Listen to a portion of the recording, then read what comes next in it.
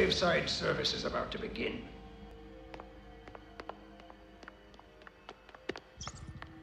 Good evening. You're listening to Morningside FM, the podcast where we talk all things Phantasm. Tonight, I'm thrilled to be joined by Freudian cinephile and pop psychoanalyst Mary Wilde to discuss the philosophy of Phantasm. Mary, hi. Thank you so much for joining me. Hi, Chris. It's my pleasure to be here. Thanks for having me. Oh, no, thank you. As soon as I had the notion that I wanted to do a Phantasm-centric podcast, I thought I absolutely have to chat to Mary Wilde. So I was so thrilled that you agreed to talk to me. Just in case any of our listeners aren't familiar with you, just tell us a little bit about yourself and your work. Sure. So I am a lecturer on film and psychoanalysis, as well as being a podcaster. So I teach at the Freud Museum London and various other sort of cultural and academic organizations in London. And I also co-host a podcast called Projections with Sarah Cleaver, applying psychoanalysis to film interpretation. And I also create exclusive content on Patreon. Fantastic. And I, of course, like many others in the horror community, came to you through the wonderful Evolution of Horror podcasts when you had sort of regular sections on Mike's show, including an episode on Phantasm, which I loved your contribution to that. So I have to ask, when did you first discover the original Phantasm? How did you come to it? Well, I was a kid. So I grew up in the 80s, and I was pretty young when I first saw the very first Phantasm in the series, of course. And I think I just was too young to understand it. I was sort of I sometimes wonder if I'm still too young to understand it. Yeah, exactly. I don't think I'll ever fully grasp the complexities of that universe. No, but I to be think honest, that's what keeps you coming back to it, isn't it?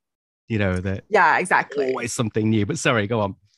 Not at all. I think it was mainly sort of drawn to the artwork on the VHS cassette, like at the video store. That I felt like that was a big part of the attraction for me, you know, like the whole experience of looking at this strange cover in the horror section and finding it all very weird and unlike a lot of the other stuff that it was beside, you know? Is that the cover with the woman screaming with her hands over her eyes? Yeah. Yes. I've actually got that picture framed on the wall beside me. Oh, wow. It really, it's so bizarre, isn't it? And I don't know if you know, but apparently, you know, the pale man in Pan's Labyrinth.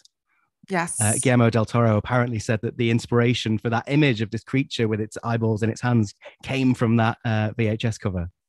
Oh, wow. No, I didn't know that. That's so cool. So cool. Yeah. I think, because I don't know. I think Phantasm did reasonably well at the box office when it came out, but it found its audience through video stores, didn't it? It is the archetypal sort of cult rental horror.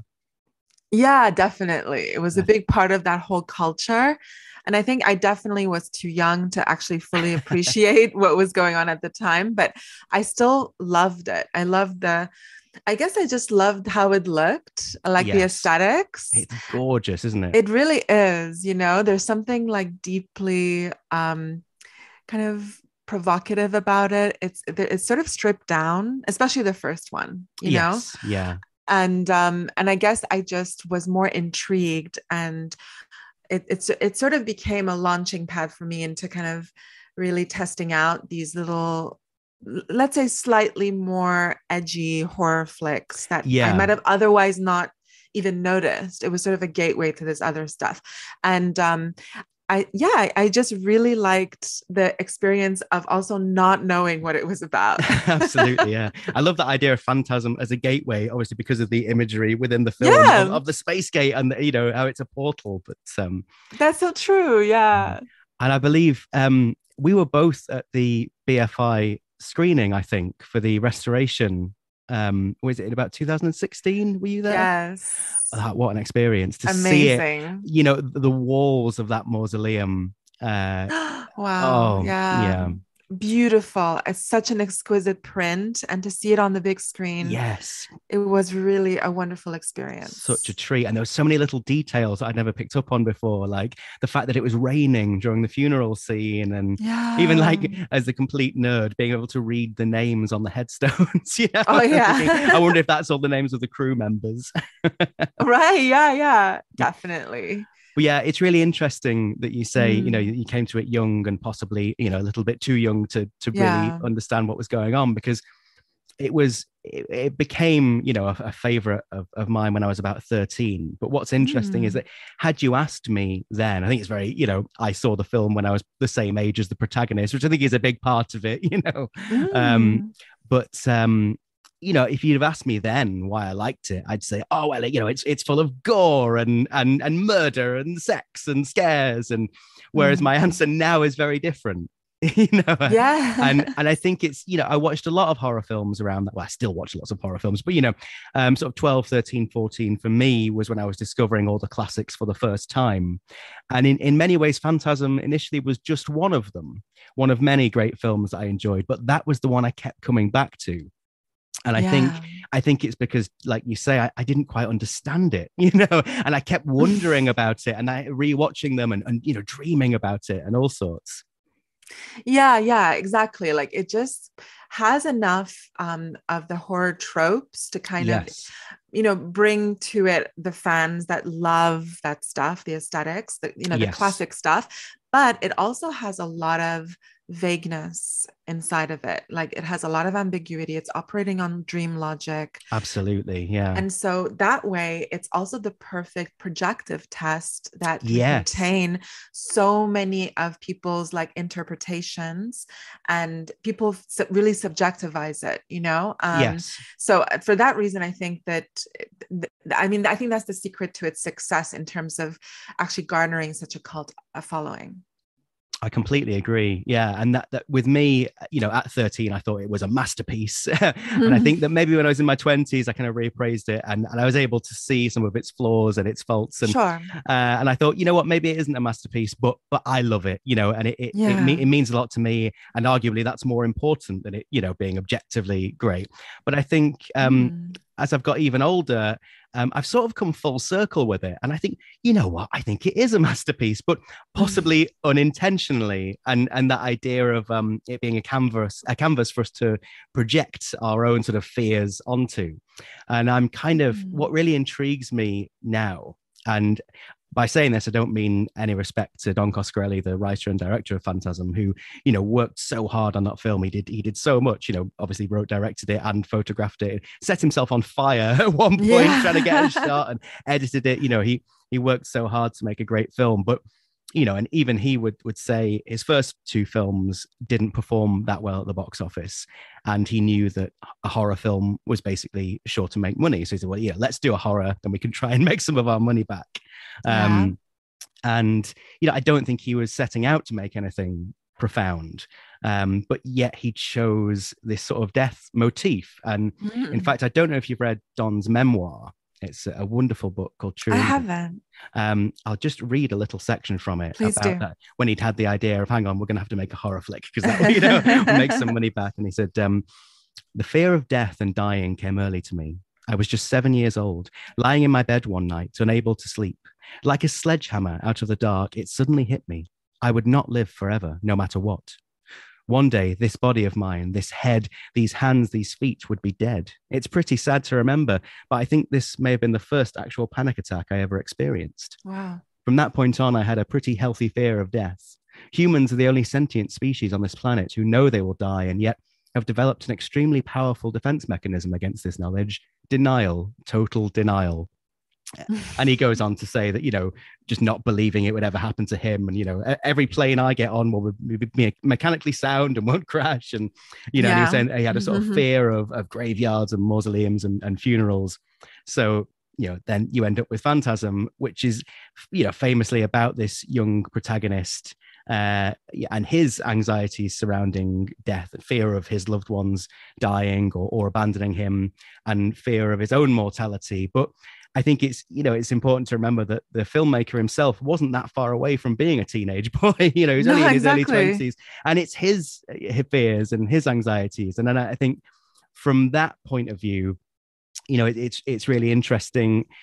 And I'm no expert, but this idea of like the unconscious mind and repressed desires and fears, and I think it's really interesting to view Phantasm through that lens. Oh, 100%. Yeah. That's a really interesting passage from the memoir. And I'm also reminded of the fact that, the story idea for the original film came to Coscarelli in a dream. Yes, of course. That one night in his late teens, he dreamed of fleeing down endlessly long marble corridors pursued by a chrome sphere that was like drilling into his skull with a needle. I know. And in that way, I've always felt that Phantasm is kind of almost Lynchian. Now, yes. I think with Lynch, he went to the right film school, and he's well versed in sort of art house cinema, and kind of probably knows a lot more about that side of things than somebody like Don Coscarelli. But I know a lot of people kind of find Lynch's stuff maybe a bit lofty or pretentious or impenetrable. But for me, I always come back to David Lynch's observation about films, or rather his films, being like a moving painting. Mm-hmm. And I think, you can try and overanalyze them from a sort of, conventional narrative point of view or a linear point of view and say they don't make any sense. But if you sort of appreciate the set pieces as kind of as moving paintings that just capture an emotion or a fear or, something, so almost something intangible, I just think that there's a purity to them. Yeah, definitely. I mean, it's sort of speaking to a process of the psyche that we take for granted in certain situations, but then there's a double standard. So I'll give an example. I mean, this is actually talking of Lynch, he has actually said this before. This is directly from him. He said that, we are totally comfortable with the fact that when we have, when we're sleeping at night and we have a dream, that when we wake up from that dream in the morning, we try and recall it, and it's logically chaotic and inconsistent, and it doesn't make any sense. But we accept that, and we have a tolerance for that kind of logic existing in the realm of a dream. Yeah. But somehow, if we encounter the same logic in something like a film, some people get really aggravated and they don't have the same tolerance. And he finds this really like confusing, because surely, you should be able to just exercise a degree of like acceptance that not everything is meant to be logically consistent. Sometimes it's more a reflection of a process in your mind that is very mysterious. It's below the threshold of awareness. I mean, myself being a psychoanalyst, this is like part and parcel of everything I research, that there's so much of our psyche that is really alien to us. We can't fully know ourselves because there's so much that has been repressed and locked away in a part of our mind that is inaccessible. So when I encounter a film like Phantasm, yes, of course, I can, admit that sometimes watching a movie like this that is challenging narratively, it feels frustrating. It feels a bit infuriating, because you're like trying to like join the dots, and it seems like it's not, there's no cohesion, so I can understand that it can feel a little bit irritating at first, but I would say that probably it's best to like sit with that restlessness that you feel and hold space for those things that are a little bit like, outside of the sphere of understanding. Absolutely. And you'd be amazed artistically what can actually be gained from that experience. Oh, yeah. And that idea of sort of things repressed in the mind, I know you've touched on this before, but I think the thing with Phantasm, not only does it have all these kind of bizarre dream sequences, like Mike waking up in the graveyard and what have you, of course, I've already given a spoiler warning for the whole series, but Of course. the revelation at the end of the first film that it was all a dream, and then, or was it? But I think, we can take that to mean that basically everything that we see throughout the bulk of the first film is a dream, and therefore symbolic. And one thing, again, that idea of me coming full circle with thinking, actually, I think this might be a work of genius, is just I've talked so much about how gorgeous that mausoleum looks. Yeah. But sort of as a construct as well, the idea of this labyrinth where things we don't want to think about in the context of the plot of the film, it's literally, death. Their parents are sealed in this vault, and there are mysterious things beyond this door that they just can't deal with and don't think about, so they're shut away within this labyrinth. And I thought it's almost like Mike going within his own mind.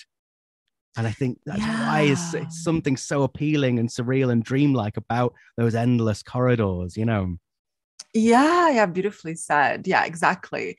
It's this idea of, what you're looking at on film, is topographically representative of something that you experience internally, like as if your own, like the topography of your psyche is like this, is like some kind of almost like a storage unit, and you're passing through it. It's sort of nondescript. I feel like that mausoleum in Phantasm is a pretty good approximation of how one might imagine one's internal world, or at least I do. I feel very, like I'm sure this is sort of like universally relatable.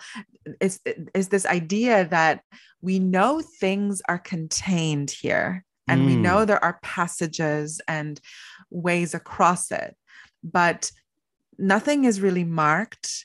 Everything feels solidified, i.e. in this, like, cast in this like marble stone. Of course, yeah. It's impossible to truly know the design. It seems almost like almost like an uncanny space where there's no beginning or end. Yeah. And so it's naturally, as a result of the aesthetics of this space and the structure of it, it can only lead to a feeling of confusion and alienation, which is so paradoxical because it's you're looking at yourself. You should know yourself, right? So why does it feel like it's so remote and inaccessible? And I feel like this is perfectly captured in the movie. Oh, absolutely. Yeah. And just going back to what you were saying earlier about the sort of, the non-linear nature of it, again, in terms of my idea that the film might be kind of accidentally profound, or because famously the first cut of Phantasm was, I think, about 3 hours long, and didn't play very well with test audiences, who just sort of said, too much backstory for the characters, not enough, so we trimmed it down. But I think a result of that editing process was that it completely throws any idea of narrative structure out of the window, and you have like characters appearing who have never been introduced, and you have characters introduced who never come back, like the fortune teller, and it's all these things that objectively should make it a bad film, and you could argue that it is flawed in that respect, but it's amazing that it just contributes to what makes it brilliant, that the disconcerting dreamlike nature of it. But again, in that sort of Lynchian sense, that what you have is a load of scenes strung together that don't always make complete sense, but each one of them feels very, like I said, there's a purity about it, there's an innocence, and so, there's just a sense of something in a scene, whether it's even the opening scene is really bizarre. The sort of the graveyard sex, which should be a bit sort of scuzzy, and on the one hand it's like, oh, is this kind of exploitative, is it a bit male gazy, it's a bit tropey. But I've always been kind of intrigued by that scene as well, because on the one hand it's sort of like it starts very much as a horror cliche with the sort of the blonde girl in the graveyard who normally would get murdered by a monster or something at this point, but then she turns out to be the monster. Yeah, exactly. Yeah. And then even where you have this male character who's stout, he's penetrated by this female character, and he looks up, and then she turns into a man, and you think, what on earth is going on here? Yeah, like that shape-shifting stuff is very Lynchian. This idea that the characters that you're seeing on screen are, there's an unreliability to who they are. There's an a sort of internal lack of integrity, really, to the identities that are being presented. And so when there's this kind of like I suppose interchangeability, it puts us in a very discombobulated state as a spectator, because that's the thing about movies, is that it usually anchors the audience identification process within the kind of, let's say, quote unquote, stability of the character, But with a movie like this, where things are always like shifting and ebbing and flowing, you're not really sure where you're standing. No, not like at all. Discursively. So it's really kind of contributing to this much bigger, like overarching, I suppose, unreliability, almost like a schizophrenic feeling watching the movie.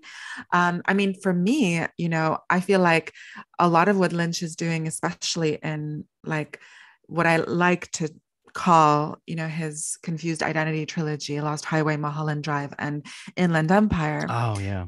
It's really like, I suppose, predicated on this little trick of, you introduce a character. So you make a bond with your audience that this person's name is Diane Selwyn.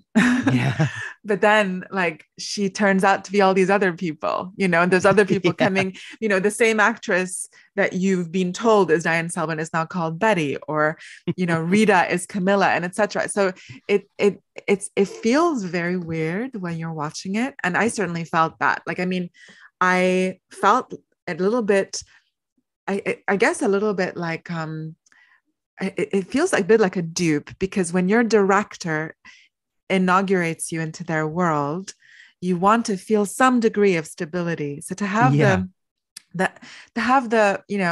that compromised pretty early on in the movie, now you're in for a hell of a ride. Absolutely, yeah. And on the subject of that metamorphosis in that first scene, we haven't really talked about the tall man yet. Just all the tall man, imagery and surrealism. Mm-hmm. So, in your opinion, who or what is the tall man? I mean, it changes from viewing to viewing, doesn't it? But what are your thoughts? That's like a story for the ages. Oh, I know, right? People will be debating this for millennia. The tall man. Firstly, he is such an enigma on the screen. His look is truly something out of a nightmare. You can't quite pin down what this guy is supposed to be. And there's this kind of like icy demeanor to him. I think that a lot of what he is captured right from that first, one of the early scenes in the first film, where he sort of spied a little bit on by the boy in the graveyard scene. The graveyard scene, and it's that moment for me. It's really captured in that moment where he inexplicably just like picks up a coffin, unaided, into the hearse. And then it's like, wait a second, like he's freakishly strong. So there's this thing about him that right away we know he's like either supernatural or there's something truly like awry going on here. And the feeling that it produces in the boy who looks at him is something that I identified with as a primal scene, like slipping into a situation and accidentally witnessing an event that was not meant for your eyes. You've kind of like, happened upon it.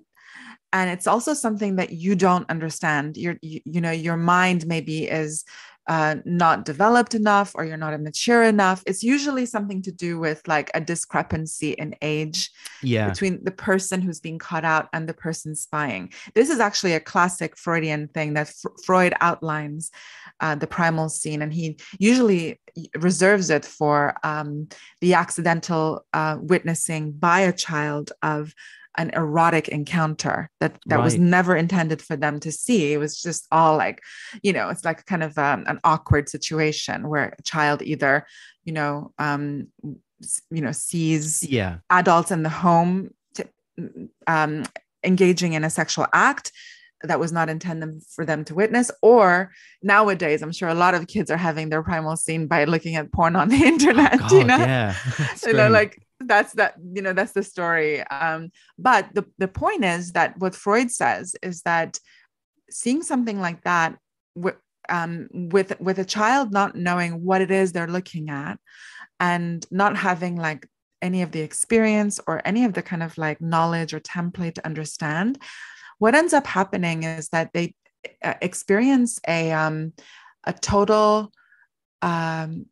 sense of agitation. It's a sort of mixed bag of emotions with fear and confusion, but also like strangely curiosity. It's all occurring at once. And I feel like that is kind of a driving force in Phantasm. I mean, you've just described Mike, haven't you? It's the fear and that curiosity. He doesn't run away from it. He has to. It's not necessarily because he's brave or tough. He's just morbidly fascinated with these things that terrify him. Exactly. That's exactly what the primal scene is. It's like this weird compulsion to know, even though you are scared. So you should feel like logically you should just disavow the whole thing and walk away if that's the effect that's produced in you. But what Freud says, I think rightly, is that the child is overtaken with what he calls a beautiful phrase. He says it's the overwhelming unknown. Oh, wow. Yeah. So it's like this thing that is sort of devastating, that dismantles the innocence of the child up until the point of witnessing this thing. And it's so overwhelming. And yet the unknown aspect of it pulls them into that void. They need to know. They have this, as you say, like strong fascination, morbid interest and curiosity to know more. And I think that is the absolute essence of the tall man. He represents something. Here is like the photographic negative of Freud, of what Freud talks about. Freud is talking about sex. Yeah. The tall man is dealing with death. It's literally the complete opposite. Yeah. It's the complete opposite. It's not, it's not like the erotic. It's not a life-giving property. It's not an animated state of being and dynamism, which is sexuality. It's the stillness and mortification of lifelessness. And that's what he's literally carrying. Yes. Freakishly, strongly, right? Yeah. And I think that's why that first scene, even though the amount of times that I've persuaded friends to watch this film, it's really, really good, you'll love it. And they'll get a text, they've just started watching it. I said, is this the right film? It kind of looks like softcore porn. What's going on? I say, no, stick with it. Despite the slight, 70s sleaziness of it, I do love it because it's sex and death. And the tall man and the lady in lavender, as one, they are like death and the maiden, it's just, I don't know. It resonates with me. Yeah, exactly. Yeah, absolutely. This female inversion of him, is also great because it's a mechanism for ensnaring souls and psyches and the mental state of the people that he wants to target, and he's doing it in the graveyard. I mean, literally, so it's perfect. It's so perfectly pitched, like that concept to me. It makes really good psychoanalytic sense. And so it should feel, there's like a tinge of tragedy attached to this, because you would hope that a young kid like Mike is, coming into his sexuality as an adolescent, growing up and developing in his formative years, that his primal scene and this overwhelming unknown should really be orbiting around sexuality. But the tragedy of Phantasm is that he's sort of been that experience has been hijacked by this curiosity and compulsion to know about death. And I suppose within the context of the story, that comes from the death of his parents. Exactly. Exactly. Way too young. Exactly. It's the trauma of knowing too much about death and feeling like you just need to like get to the bottom of this thing that has plagued your life. And because I suppose that's one of the other, we talk about the death motif and all the, the surreal dreamlike imagery. But one of the main themes of Phantasm, specifically this first film, is that it's a coming of age film. Yes, it is. And and again, there's the slightly weird, creepy scene where he's spying on his brother having sex, or about to, in the graveyard. And I know people have watched that and said, "Oh, that's a bit creepy and weird. Why would you watch your brother?" Mm-hmm. But it always reminds me, bizarrely, of the scene in East is East, mm-hmm. Where he's spying on his brother. Oh yeah, because like they, the little kid in it, they find out he isn't circumcised. And he's traumatized because they're going to do it to him, and he wants to know what it will look like. So he's trying to, watch his brother when he's going to the loo, and it's like right. he's just curious because nobody's told him. So there's that aspect of it, but also the idea that in Mike's head, like sex equals death. Yeah. And again, in terms of, is this the protagonist's fears, or is it actually a young male filmmaker's anxieties bleeding through? Is it, is there like a fear of female sexuality in there? I've always wondered. Oh, for sure. Yeah, I think the tall man is also symbolic of that. The tall man is really like a disavowal of the erotic. Yeah. He's sort of like, I suppose, I just see him as this kind of leader of capturing people who are in that, I suppose, like almost like I want to say maybe like a fugue state, or in a kind of purgatory spiritually. And it's just before they're able to kind of like resolve that crisis that they're the most vulnerable. And he sort of just has them in a deadlock. He doesn't allow for that bit of progression to be made so that they can be liberated from their crisis. And that's what he sort of preys on. Wow, that's really interesting, especially in the context of the sort of primal scene analysis and the idea of like Mike's slightly, fractured development in that sense. He can't grow because of these horrors. Another thing I find interesting in terms of that, the sort of innocence and not quite simplicity isn't the right word, but the straightforwardness of a lot of it, in contrast to the completely weirdness of the rest of it. Are the names of the characters. You get the tall man. He never. Well, okay, in later sequels, he sort of is given the name Jebediah Morningside, but that's a different person and not really relevant to the first film. But he's just the tall man, and the lady in lavender is the lady in lavender. That Mike just sees them as like the man and the lady, and of course, the tall man always refers to him as boy, and they're almost, there's a fear of adulthood there in a sense. Oh, that's beautifully observed. Yeah, that's so true. Well, to be honest, for me, I've always kind of viewed it as the tall man representing death. And I think, we talked about this on Facebook briefly, that idea of, we as humans, as mortal beings, we can't conquer death, but this young boy who, has no concept of his own mortality, once he kind of has that penny drop moment, as Don did, hang on, I'm going to die one day.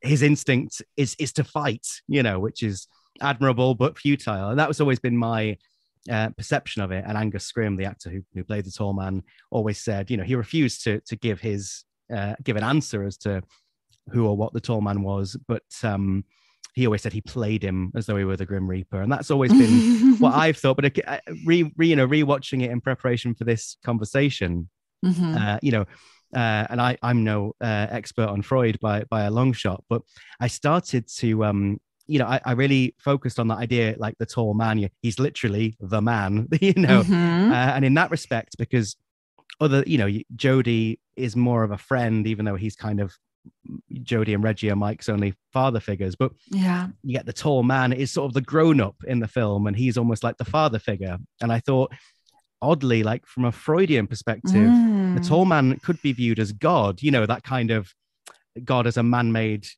construct that we've created to, because we have this repressed need for a father figure, but I guess that's what's interesting about Phantasm, that it has all this, as you mentioned earlier, enough tropes to be like a classic horror film to get people in before it does its kind of mad third act U-turn sci-fi madness. But it's very interesting how it's so gothic, because all the, the crypts and the graveyard. Yes. And yet it doesn't really fit within sort of the gothic tradition. And I think because a lot of that is actually rooted in religion, Yes. And Phantasm, there's the odd crucifix as a chapel, but it's a kind of godless film, isn't it? And this fear that there's no heaven. In fact, we even get the famous line in Phantasm 2, you think when you die, you go to heaven. No, you come to us, but we don't know who us are. And I thought, what an interesting idea of the tall man as a kind of malevolent god, or at least an apathetic god at best, who doesn't care for his creations. And an obscene father. Yeah. Oh, what? That's a good name for a band.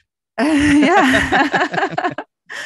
I mean, listen, you say you're not a Freudian expert, but I feel like you're a natural when it comes to this. You have quite, a pretty polished understanding, as far as I can tell, of psychoanalysis, because I think you make a very good point about a father figure being perceived in the tall man by a boy who is an orphan, and sort of longing for this paternal guidance and just presence in his life, and in a way latching on to even this very abusive, very corrupt character. But as you rightly point out, the way that he is symbolized in the movie initially, the tall man, someone who's sort of towering over others and is male and is sort of fitting this patriarchal discourse of hoarding power for himself. Absolutely, yeah. Even though he is evil on some weird level to the person who's experienced so much loss at a young age, he brings a sense of reassurance because he is the tall man, he's the man, absolutely. As you rightly say. I mean, actually, and it also occurred to me to mention that so much of what he is sort of like resisted very much by Reggie, their family friend, who sort of joins the quest to destroy the tall man after his wife and daughter were killed in a rigged explosion, right? Reggie being an ice cream man by trade, I find is interesting because it's sort of like we know the tall man has an aversion to the cold. I love that the idea you have this super villain who is allergic to cold. So who's going to fight him? The ice cream man. Yeah. I love that. my one sort of bugbear with Phantasm 2. Well, I know that's a lie. I don't like the fact that the original Mike isn't in it, obviously. Yeah, obviously. And not enough dream sequences, but it's a gorgeous film.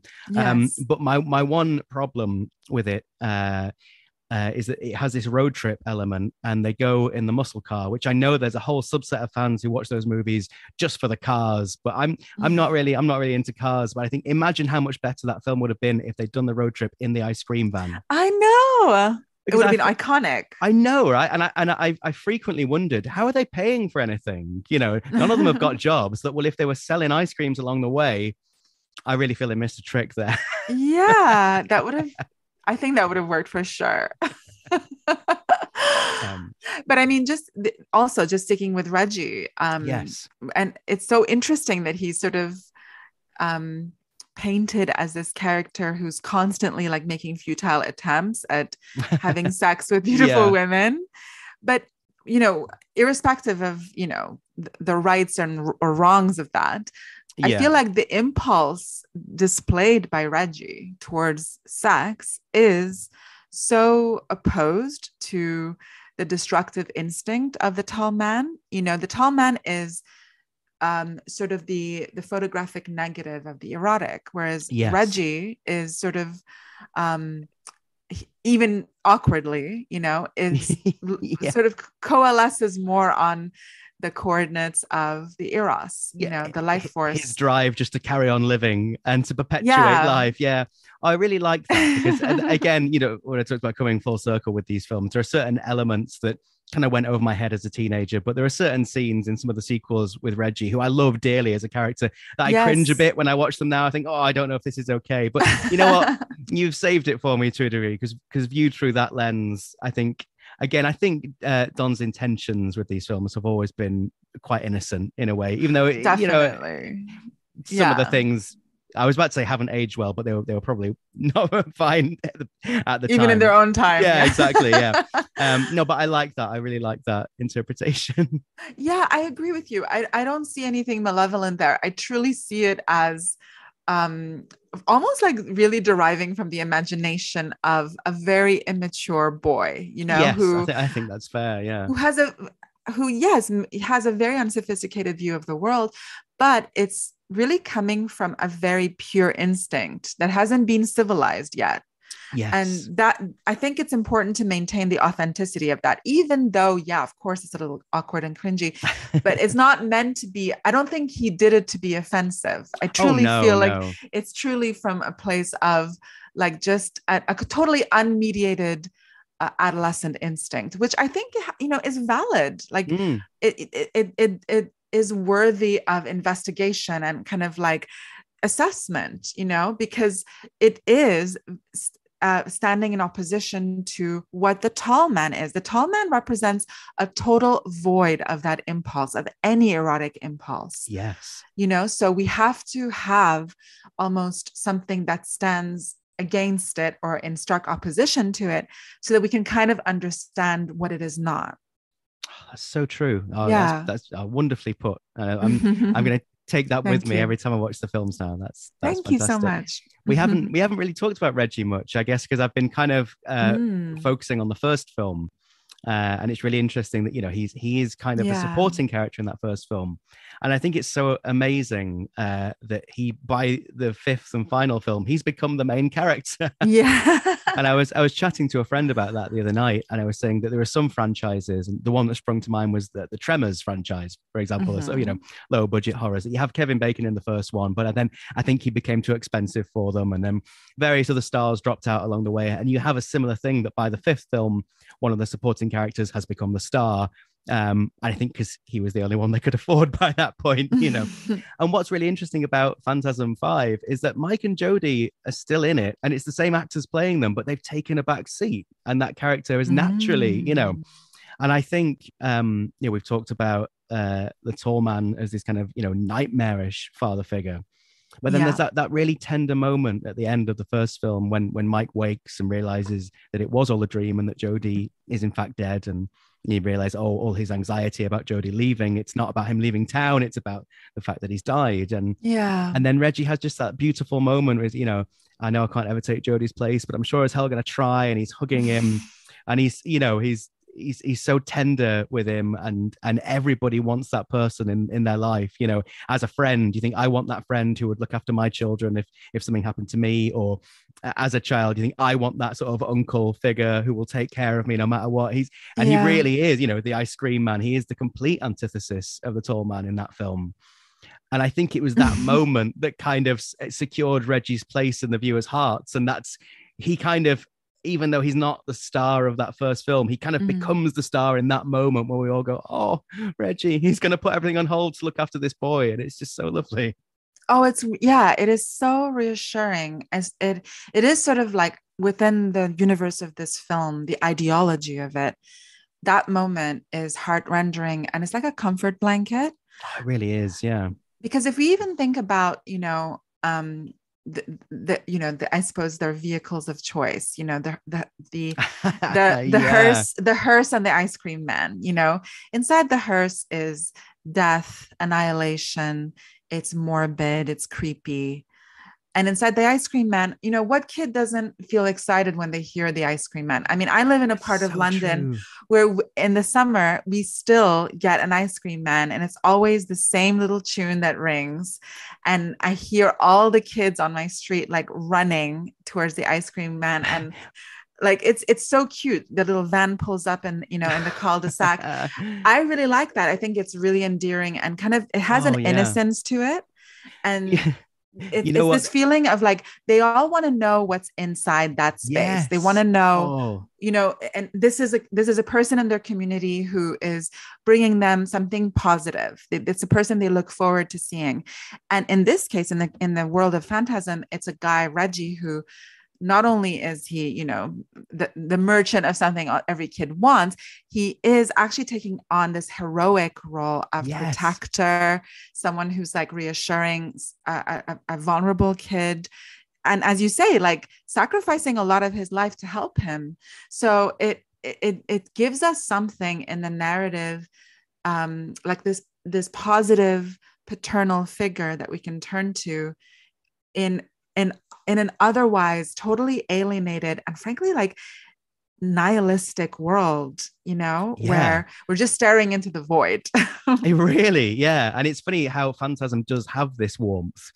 And I think a lot of that comes from the scrappy nature in which it was made. You know, it was very DIY, kind of indie, you know, young filmmakers and actors, and I find it really lovely that his mum did so much of the work behind the scenes. You know, she did all the makeup, and I think even though, you know, you don't see any of that on screen, like you can, it's sort of embedded in the film somehow.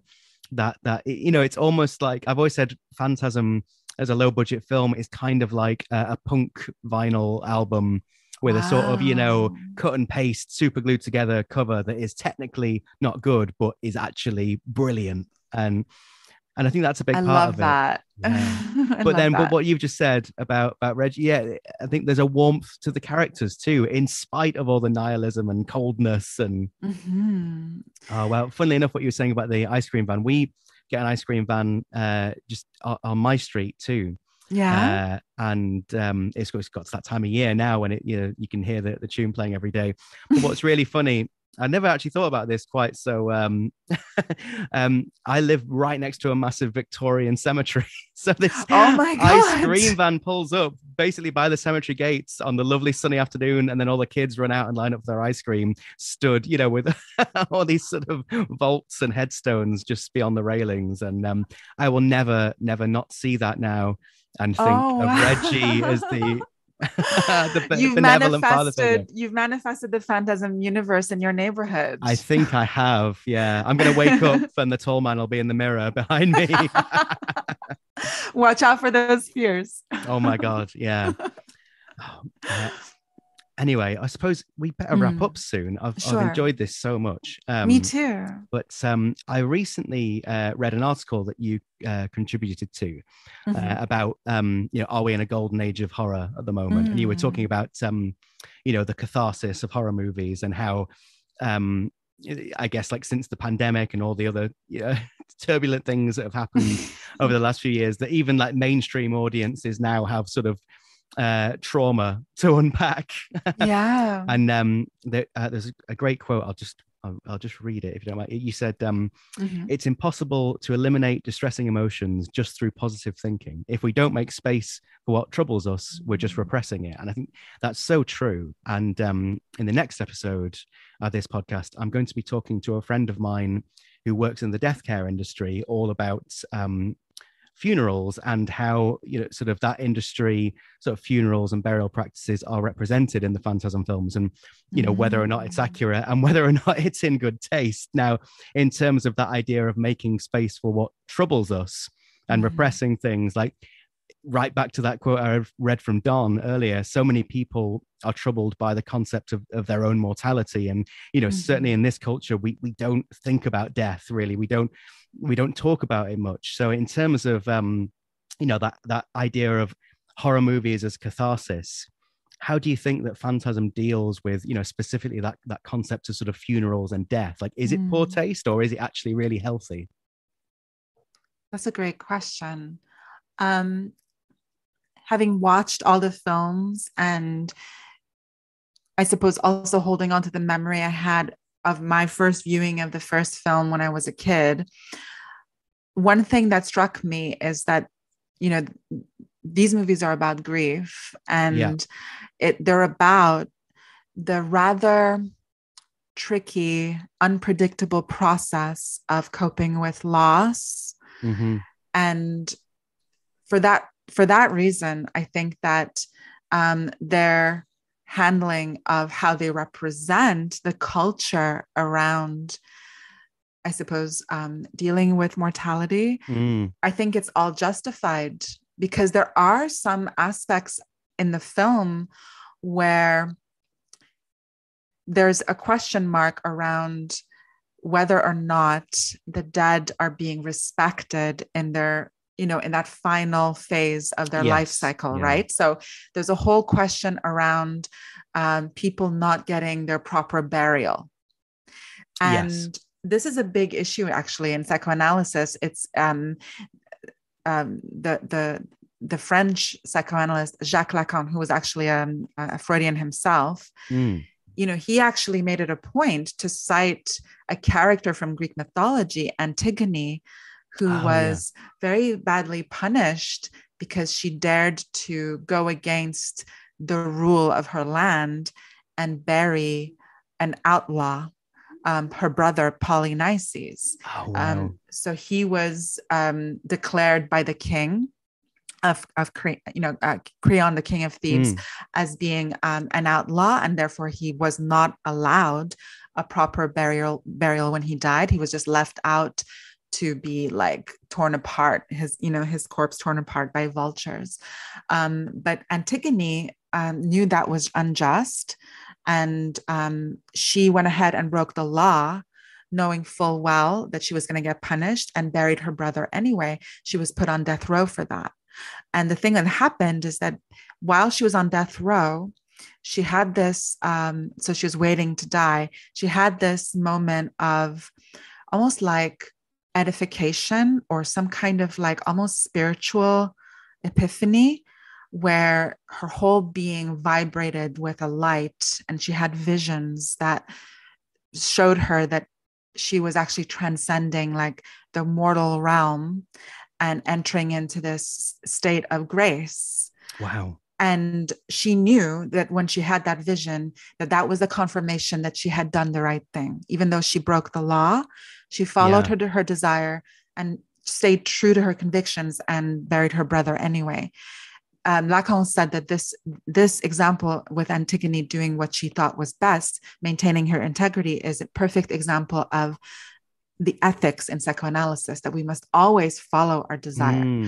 So even though we're witnessing in Phantasm a lot of injustice around respect for the dead, there's a lot of desecration of people, the way that they're unjustly killed and hijacked, co-opted, kidnapped by the tall man, how he desecrates graves, right? He is the ultimate sort of like blasphemer of people in those final moments in their life cycle. So the protagonists in the films, they witness this. And so even though those things are represented in the movie, it's more how they respond to it, I feel, that like redeems the movies and makes these an essential watch for anyone trying to process grief. Because I think that they maintain their conviction that they will redress the injustices committed by the tall man, that they're actually in this like almost like cosmic battle with him to restore the wrongs that have been done to the dead. And the fact that even though mortality is scary, we have to kind of show some respect for this fundamental moment in the life cycle, which the tall man refuses to do. So for that reason, I think that they're absolutely vital for anyone really trying to gain some kind of like interesting perspective on the representation of death and mortality on film. No, I couldn't agree more. That was beautifully, beautifully said. Thank you. Thanks so much for talking to me again. But before I let you go, I'm going to put you on the spot with a question from Killian H. Gore's unauthorized Phantasm quiz book. Okay. Now I'll be completely honest. I was going to pick a question at random, but then when I opened the book and I saw this particular question, and I thought, no, I'm going to ask you this one for obvious reasons. Okay, sure. What tune does Reggie's ice cream truck play? Is it A, It's Itsy Bitsy Spider, B, Three Blind Mice, C, Twinkle Twinkle Little Star, or D, Hickory Dickory Dock? Oh God, I feel I should know this.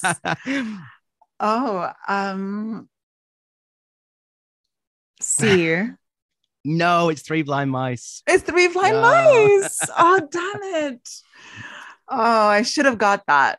Yeah, and it's tempting to get all lofty about that and say, oh yeah, Mike, Reggie, and Jody are the three blind mice scuttling around, and the tall man is the farmer's wife. And I think, no, stop overanalyzing now. It's probably just the tune that the ice cream band played. Nevertheless, there are no accidents, Chris. No. It fits. You're right. I should have known. Can't be falsified. Myself. Yeah. Aww. All right. Well, where can people find you on social media and whatnot if they want to follow your podcast or support you on Patreon? Sure thing. Thank you so much. I am at Psychstar, PSYCSTAR on Twitter and Instagram. If you follow me on those platforms, you'll get news about my upcoming courses that I teach. And, I retweet notifications to do with my podcast that I co-host, Projections. I'm still contributing to the evolution of horror as well. So you'll definitely still catch me on there doing Wild About Horror. And you can also find me on Patreon at patreon.com/MaryWild. Thank you so much. Thank you so much. Thanks again to my wonderful guest, Mary Wild, for discussing the philosophy of Phantasm with me. Next episode, I'll be joined by Zoe Swan to discuss Phantasm and funerals. So in the meantime, don't forget to follow us on Instagram at PhantasmPod and subscribe to Morningside FM wherever you get your podcasts. We may have reached the end of this episode, but remember, it's never over.